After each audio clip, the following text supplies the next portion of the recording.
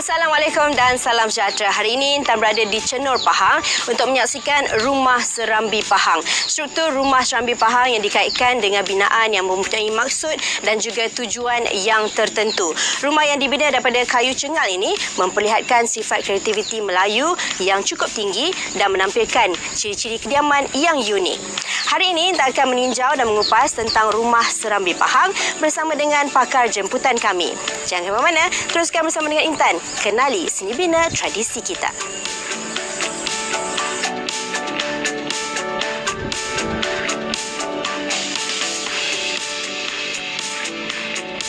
Sejarah rumah ni mula dibina akhir tahun 1890-an lah, di mana pemilik asal rumah ni merupakan nenek moyang saya yang bernama Engku Parlimen Besar Wan Muhammad Saleh bin Engku Temenggung Mahmud, yang mana rumah ni asal materialnya diperbuat daripada kayu cengal ataupun juga dikenali sebagai cengal batu.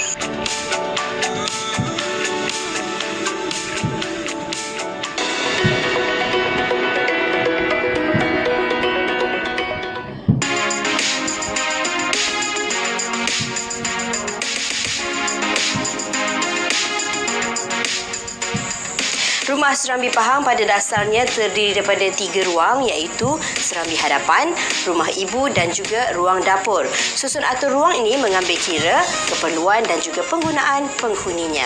Untuk mengetahui dengan lebih lanjut lagi, kita bersama dengan pakar untuk mengupas tentang susun atur Rumah Serambi Pahang.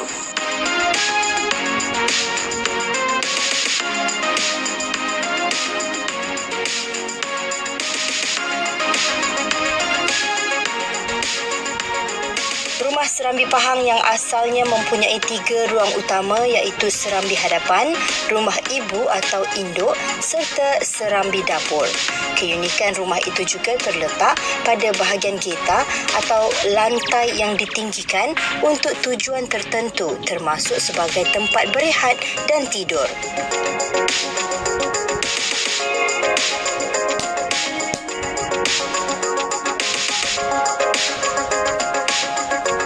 Kedudukannya yang lebih tinggi daripada lantai dan strukturnya yang kuat membolehkan penghuni mendiaminya dengan selamat.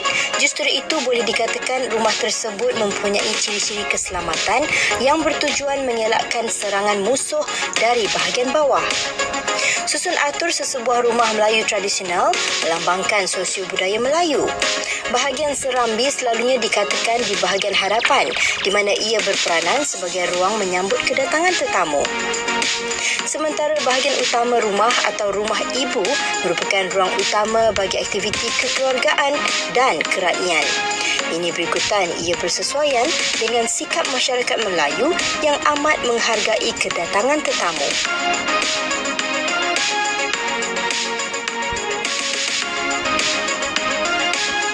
Pada masa dulu, rumah ni kalau kita tengok, rumah ni menghala ke sungai, Sungai Pahang. Sungai Pahang pada masa dulu merupakan penghubungan utama segi pengangkutan, perdagangan dan juga aktiviti keagamaan, pendakwahan apa semua. Dari segi susunan atur rumah ni, asalnya dulu rumah ni kita ada anjung, kita ada serambi, rumah ibu. Rumah ibu ni duduknya kedudukannya bilik dalam rumah ibu. And then kita ada lorong ataupun kekelek dan seterusnya dapur, di mana tandas berasingan daripada rumah. Falsafah orang dulu, tandas berasing pada rumah ni untuk menjaga kebersihan dan kesucian.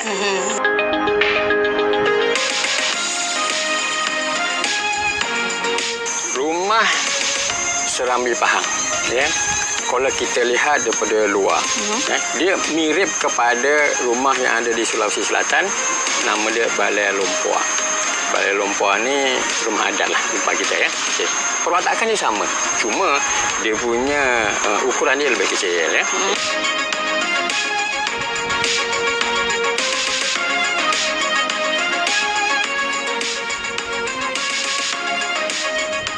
Yang berlaku pada rumah warisan ini, berlakunya bencana alam.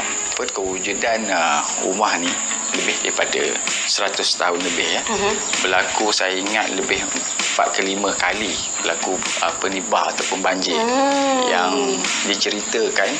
Banjir yang sangat besar di sini berlaku 2 kali pada tahun 1926 dan juga pada tahun 1970-71. Memang tak jumpa rumah ni kapus oleh air. Sangat tinggi. Bermakna air sehingga bumbung. Sehingga bumbung, lepas pada bumbung lagi.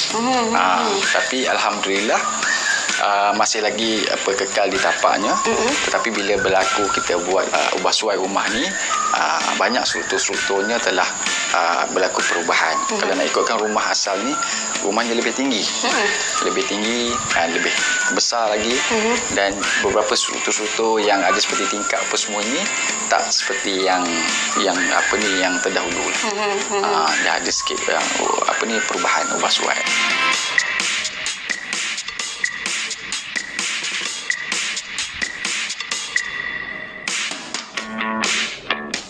Perwatakan dia kalau kita lihat macam balai lompor, di mana rumah ibu dia bumbung panjang, kemudian dia punya tebal layar dia, tebal layar yang 3 segi piramid itu, dia ada sisip.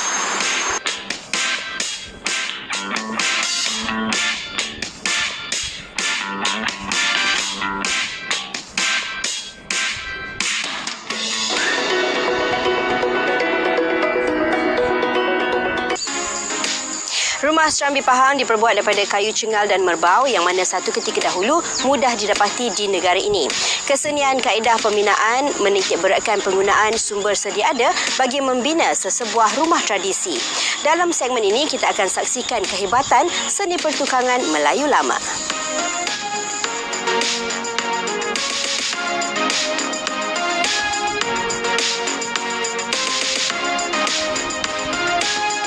Rumah yang dibina dengan kayu cengal dan merbau itu memperlihatkan sifat kreatif masyarakat Melayu yang tinggi dalam menampilkan ciri-ciri kediaman yang unik.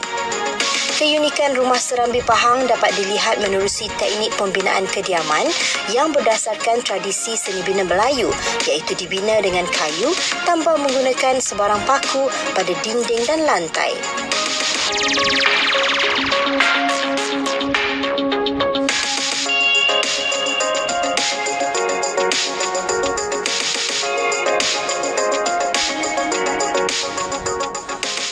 Keistimewaan Rumah Serambi Pahang juga terletak pada lebihan rasuk atau bahan binaan rumah kayu yang berfungsi sebagai pengikat rangka rumah bagi tujuan penambahan ruang.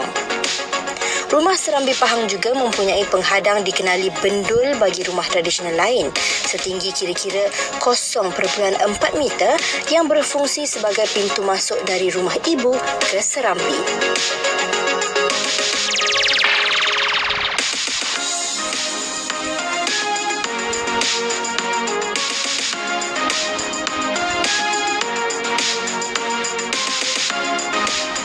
Serambi Pahang ni keunikan dia adalah bila struktur binaan dia mempunyai rasuk yang lebih. Rasuk yang lebih ni dia punya keistimewaan dia adalah memudahkan urusan untuk penambahan ruang di masa akan datang. Jadi kita lihat pada orang Melayu kita zaman dulu sebenarnya mereka dah berfikiran jauh di mana mereka telah fikir bagaimana untuk tambah ruang jika pertambahan ahli keluarga. Jadi hanya tambah pasak pada rasuk tersebut. Dan satu lagi keunikan Rumah Serambi Pahang ni kerana dia ada tingkap labuh. Jadi tingkap labuh ni juga sebenarnya bersesuaian dengan struktur rumah tersebut yang mempunyai lebihan rasuk. Di mana lebihan rasuk ni membenarkan penambahan ruang. Jadi bila penambahan ruang berlaku, tingkap labuh ni sebenarnya dia dah membentuk satu laluan kepada ruang tersebut. Jadi tukang kayu tak perlu tebuk lagi lah mana-mana ruang sebab kita dah ada tingkap labuh tersebut.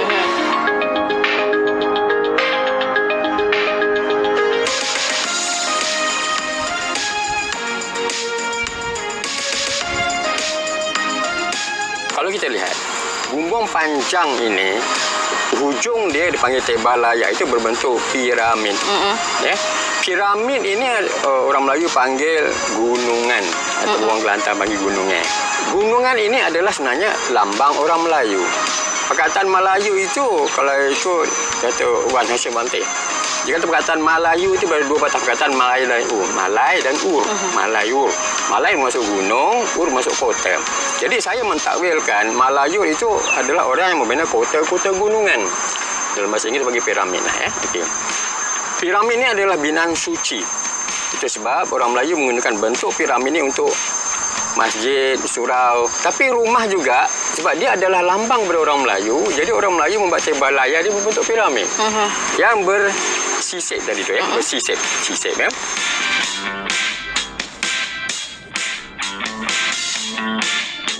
Rumah Serambi Pahang ni juga antara keistimewaan dia adalah seperti rumah Melayu tradisional yang lain di mana dia dibuat tanpa menggunakan paku.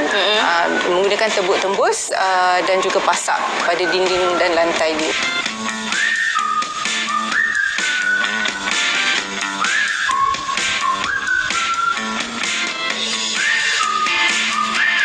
Kebanyakan tingkap adalah dari jenis yang bukaannya keluar dan mempunyai kayu kekisi di bahagian bawah tingkap sebagai peredaran udara keluar dan masuk dan juga berfungsi sebagai palang keselamatan bagi anak-anak kecil.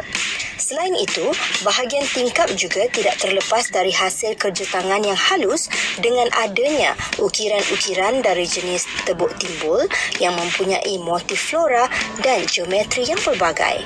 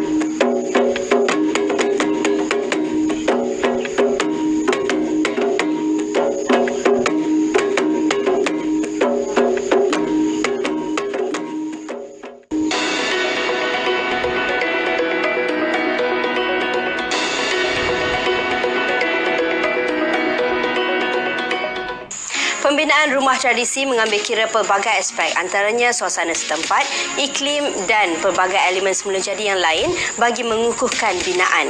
Pelbagai kaedah juga dirangka bagi mendapatkan pengudaraan dan pencahayaan yang baik demi keselesaan penghuni.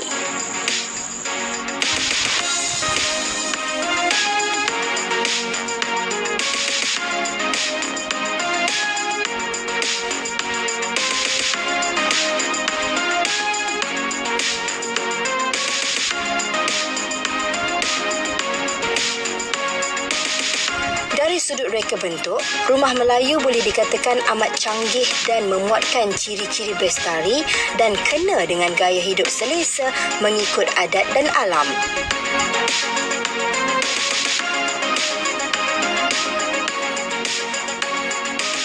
Ciri-ciri pintar ini termasuklah penyejukan atau pengudaraan semula jadi, peneduhan, keselamatan dan keamanan serta privasi.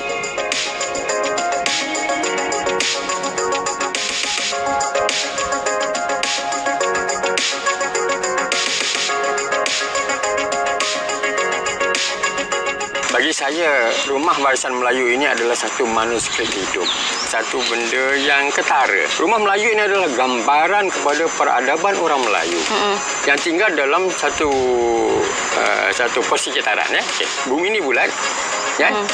Condong sikit, mengelilingi matahari. Kemudian setiap wilayah dia mempunyai zon iklim yang berbeza-beza. Setiap zon iklim yang berbeza-beza ini dia akan menghasilkan persekitaran yang berbeza-beza. Pokoknya lain, tanahnya lain, batunya lain.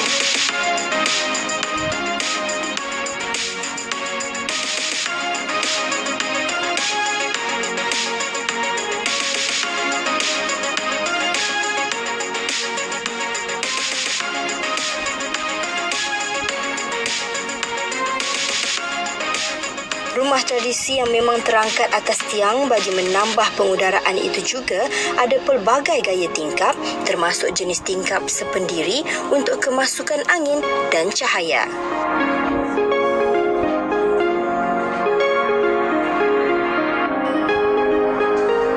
Dengan adanya berbagai keping ukiran berlubang di dinding bukan sahaja sebagai perhiasan tetapi juga bagi menggalakkan udara dan cahaya masuk menceriakan rumah. Ukiran-ukiran pada rumah Melayu berunsur corak geometrik atau tumbuhan dan banyak yang amat halus pengukirannya.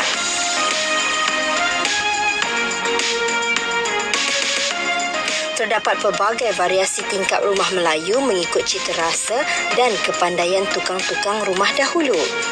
Tingkap-tingkap mendominasi tampak dari segenap sudut pandangan rumah dan memberikan pengaliran udara yang secukupnya kepada rumah.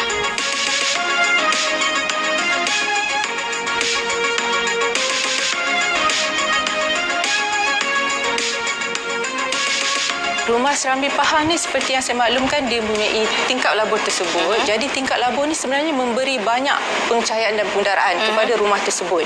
Kerana tingkap labur ni biasanya dibina mengikut ketinggian manusia. Daripada atas sampai ke bawah lantai tersebut. Jadi udara yang masuk tu dia akan terus pada ketinggian manusia. Dan ini kalau kita kaitkan dengan keadaan rumah-rumah sekarang, dia sangat sesuai untuk keselesaan terma. Kerana seperti yang kita tahu, untuk kawasan yang iklim panas dan lembap, kita memang memerlukan pergerakan udara yang datang dan terkena pada badan manusia itu sendiri. Ya.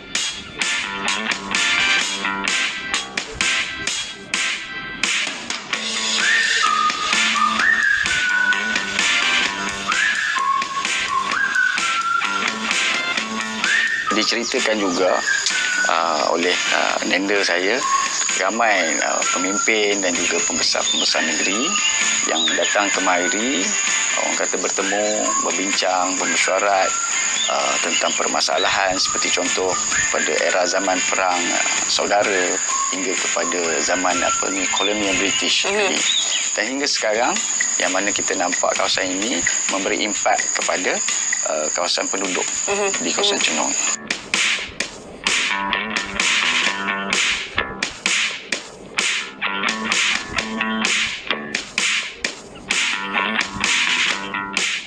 Manusia yang tinggal dalam zon iklim berbeza dengan persekitaran yang berbeza-beza, dia akan mengamalkan budaya yang berbeza-beza.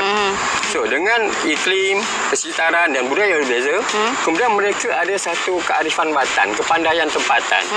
Dengan kepandaian tempatan inilah mereka akan menghasilkan rumah yang kalau kita lihat juga berbeza-beza.